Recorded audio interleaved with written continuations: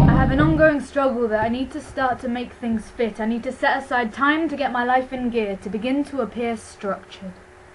And I'm told to write with details so specific that it can only count if you were there, such as the height of your ponytail and its position on your head, and whether it means you have made an effort to look the way you look today. And when it's high, I know you've tried. And people often question my judgment, but you see, I need to fight and I need to fuck to beat the code, because if I don't, then how is that different than being dead? And he may fit in my life, but you fit in the crook of my arm, and your head rests perfectly on my shoulder on long hauls. With my thoughts trawling, I would ask if you were coping, people around me sleeping with their mouths open. And I wouldn't trade my friends, but I did trade him for an adventure. And Joe, I've had drinks and bars with you in more cities than I have with anyone else in the world. But I can't recall the conversations, and I can probably remember only half the beer names, because I chose the bigger picture.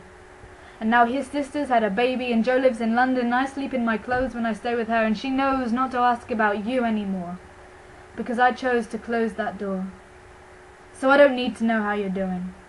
I don't need to see your band hitting up the same clubs that we used to hook up in. I realise I haven't written what my mother would call a poem in quite a while now. I spend more time thinking about writing poems about things I think I should be writing poems about. Count me in, because I need a breath second, because I was reminded again this week how Wittgenstein is buried in the same place as my father, and because of that I need a moment, need to gather my thoughts, okay? Remember that time when I stopped us in the street because I had just figured out how to make the perfect sound of washing up liquid filling up my throat, and your brows frowned as I croaked on Castle Hill? And I still think that's when I knew that our hopes were done with. I saw them drain out like a sieve with water. But I'll begin again, although there's no one here to count me in.